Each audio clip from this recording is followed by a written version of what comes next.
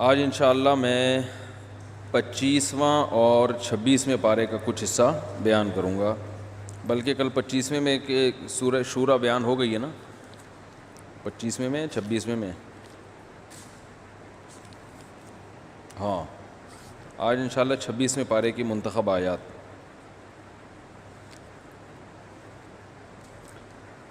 چھبیسویں پارے میں جو سب سے اہم ترین صورت جس میں احکام بہت زیادہ ہیں وہ ہے سورہ حجرات۔ ویسے تو بہت ساری صورتیں ہیں، سورہ فتح بھی ہے اس میں، جس میں اللہ نے صحابہ کرام کی فضیلت کو بیان کیا، محمد الرسول اللہ والذین آمنوا والذین معہ اشداء علی الکفار رحماء بینہم، جو بھی محمد صلی اللہ علیہ وسلم کے ساتھی ہیں وہ اسلام دشمنوں پہ بہت سخت اور آپس میں بہت رحم دل ہیں۔ تراہم رکعا سجدا، جب بھی تم ان کو دیکھو گے رکوع اور سجدے میں، اور یبتغون فضلا من اللہ ورضوانا، ہر وقت اللہ کی رضا کی تلاش میں رہتے ہیں وہ۔ تو اس لیے صحابہ کو منافق کہنا یا صحابہ کے اعمال کی جو ہے نا وہ غلط لاجک بیان کر کر کے ان کو برا بھلا کہنا، یا ان کے آپس کے اختلافات میں کسی ایک جانب کو بھی برا بھلا کہنا، یہ سب اہل سنت والجماعت کے نزدیک حرام اور ناجائز ہے۔ آج کل کچھ بدتمیز لوگ پیدا ہو گئے یوٹیوب پہ، جنہوں نے نہ کسی بزرگ کو چھوڑا، نہ صحابہ کو چھوڑا، نہ تابعین کو۔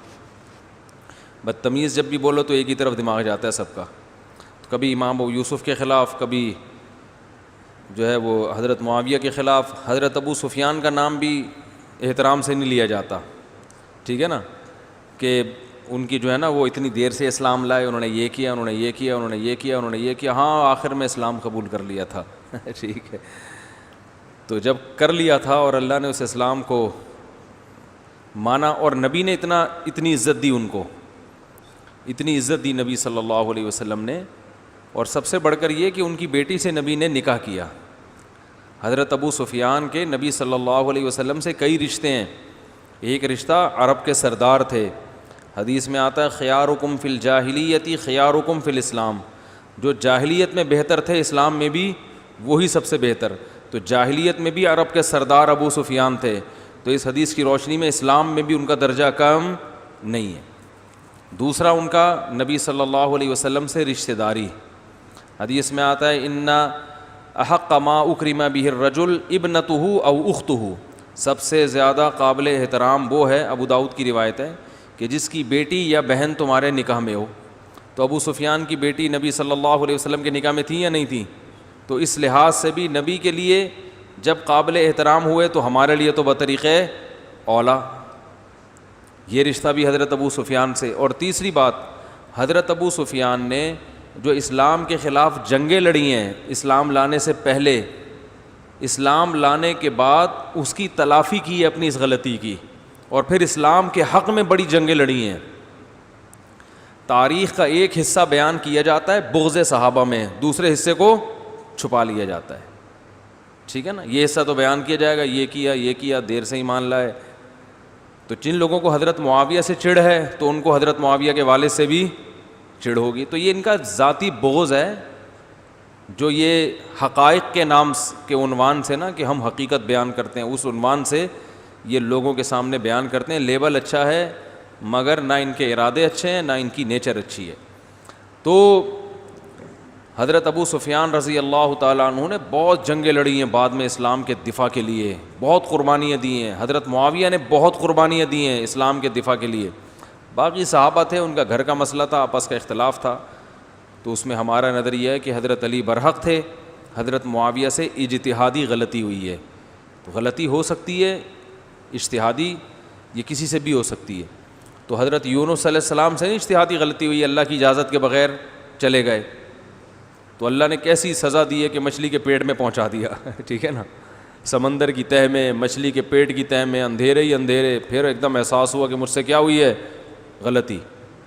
تو صحابہ سے بھی ایسے خطائیں ہوئی ہیں، تو درمیان میں بہت سے آج اچھے لوگ لڑوا دیتے ہیں آپس میں، جگری یاروں کو لڑا دیتے ہیں آپس میں، تو حضرت معاویہ رضی اللہ تعالیٰ عنہ پر حضرت ابو بکر نے بھی اعتماد کیا, حضرت عمر نے اعتماد کیا, حضرت عثمان نے اعتماد کیا. تینوں کیسے غلط ہو سکتے ہیں بھائی؟ تو غلط فہمیاں تھیں جو منافقوں نے آپس میں پھیلا دی تھی. اور قرآن مجید کے الفاظ دیکھو, وَنَزَعْنَا مَا فِي صُدُورِهِم مِّن غِلٍّ إِخْوَانًا عَلَىٰ سُرُرٍ مُتَقَابِلِينَ. فرمایا جب جنتی جنت میں جائیں گے تو ان کے دلوں میں جو بغض ہوگا ہم وہ نکال دیں گے. تو اس سے پتہ چلتا ہے کہ دو نفرت کرنے والے, دو بغض رکھنے والے بھی جنت میں, ارے بول لو نا, جا سکتے ہیں. تبھی تو اللہ کہہ رہے ہیں ان کے درمیان جو بغض ہوگا وہ جنت میں ہم کیا کر دیں گے؟ کھینچ کے, نزانا کھینچ کے نکال دیں گے. تو یہ کیوں؟ اللہ کو معلوم ہے کہ دونوں جنتی ہو سکتے ہیں مگر غلط فہمیوں کی وجہ سے بغض پیدا ہو سکتا ہے, ورنہ نیک لوگوں میں بغض کیوں پیدا ہوگا آپس میں؟ بھائی درمیان میں فسادی لوگ کیا کرتے ہیں؟ لڑوا دیتے ہیں. تو اس دور میں منافقین اور بڑا یہ خوارج جو تھے, ان کو آپ کو کم فتنہ سمجھتے ہو؟ یہ سارے قرآن کے لیبل لگا لگا کے غلط فہمیاں پھیلاتے تھے. حضرت عثمان کے قاتل یہ سب قرآن کے حوالے دیا کرتے تھے. تو اللہ تعالیٰ نے قرآن میں بتایا کہ ہم ان کے دلوں میں جو بغض تھا جنت میں جانے کے بعد نکال دیں گے. یہ تو جب ہے جب واقعی بغض ہو بھی, اور اگر بغض نہ ہو بلکہ وہ شریعت کی بیس پہ لڑ رہے ہوں. حضرت علی حضرت معاویہ کے خلاف اس لیے لڑ رہے تھے کہ یہ خلافت کو تسلیم نہیں کر رہے, اس بیس پہ ان کا رائٹ تھا کہ تلوار اٹھائیں. حضرت معاویہ اس بیس پہ لڑ رہے تھے کہ ہم نے آپ کو ابھی تک خلیفہ مانا ہے نہیں, لہذا ہم باغیوں کے زمرے میں نہیں آتے, پہلے حضرت عثمان کے قاتلوں کا قصاص ہوگا پھر ہم آپ کے ہاتھ پہ بیعت کریں گے.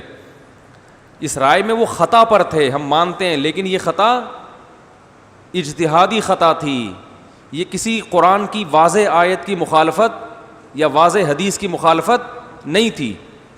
ہو سکتا ہے انسان سے غلط فہمی ہو سکتی ہے. ابھی دیکھو نا, ابھی نہیں کتنی علماء کی رائے میں اختلاف ہوتا ہے, ایک ہی مسئلے میں ایک ہی مسلک کے علماء دو بالکل اپوزٹ رائے لے کے چل رہے ہوتے ہیں, تو اس میں بھی ہو سکتا ہے. اور تیسرا ایک فریق وہ تھا جو حضرت عبداللہ بن عمر کے ساتھ تھا, وہ نہ اس طرف نہ اس طرف, وہ کسی کے ساتھ بھی نہیں تھا. حضرت عبداللہ بن عمر جو تھے ان لڑائیوں میں بالکل ہی الگ تھلگ رہے ہیں. انہوں نے کہا نہ میں ادھر ہوں نہ میں ادھر. اب آپ بتاؤ, حضرت علی تو برحق تھے نا, لیکن پھر حضرت عبداللہ بن عمر کو بھی غلط کہا جائے گا کیونکہ انہوں نے بھی حضرت علی کا ساتھ لڑائی کے موقع پہ نہیں, لڑنے نہیں گئے وہ. انہوں نے کہا مسلمان ہے, میں کیسے تلوار اٹھاؤں گا. حضرت علی ایک صحابی کے پاس گئے, انہوں نے کہا بھائی لڑائی کرنی ہے, تو وہ صحابی لکڑی کی تلوار لے کے آ گئے, لکڑی کی.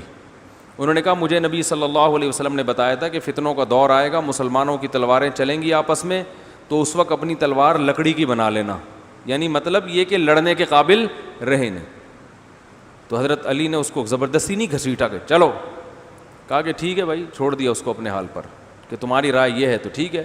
حضرت علی کے پاس قرآن تھا کہ اگر مسلمانوں کی ایک جماعت بغاوت کرتی ہے تو پہلے سلو کی کوشش کرو, نہیں ہوتی فقاتلوا التی تبغی, تو جو بغاوت کرے اس کے خلاف لڑو. حضرت معاویہ کی رائے یہ تھی کہ ہم باغی ہیں ہی نہیں, کیونکہ بغاوت کی ڈیفینیشن ان کے خیال میں یہ تھی کہ خلیفہ مان لو پھر اس کے بعد ہے, ہم نے مانا ہی نہیں ہے تو ہم پر بغاوت کی تعریف صادق نہیں آتی. تو ہم پھر بھی کہتے ہیں کہ اس مسئلے میں حضرت معاویہ سے غلطی ہوئی ہے, لیکن یہ غلطی اجتہادی ہے. تو جن کا یہ نظریہ ہے وہ الحمدللہ ان کی زبانیں گستاخیوں سے, بے ادبیوں سے محفوظ ہیں, اور اللہ ان کا سب صحابہ کے ساتھ قیامت کے دن حشر کرے گا انشاءاللہ. اور جنہوں نے ایک طرف غلو کیا, حضرت علی کی شان میں غلو کر کے حضرت معاویہ کو معاذ اللہ برا بلا کہنا شروع کر دیا, یا حضرت معاویہ کی جانب ہو کے حضرت علی کو برا بلا کہنا شروع کر دیا, جن کو ناصبی کہا جاتا ہے, یہ دونوں ہلاک ہو گئے. تو یاد رکھو یہ صحابہ کی بھی آزمائش تھی اور ہماری بھی آزمائش. صحابہ کی آزمائش یہ تھی کہ کون کس کو برحق سمجھتا ہے اور کون کس کام کو اس موقع پہ برحق سمجھتا ہے. جیسے کہ زبیر ابن عوام نے تقریر کی جنگ جمل میں کہ اے لوگوں, ہمیں معلوم ہے کہ تمہارے ساتھ نبی کی زوجہ حضرت عائشہ ہیں, وہ ہمارے اگینسٹ ہیں, ہمیں معلوم ہے. اور یہ بھی فرمایا کہ ہمیں یہ بھی معلوم ہے کہ وہ جیسے دنیا میں نبی کی زوجہ تھیں جنت میں بھی ہوں گی,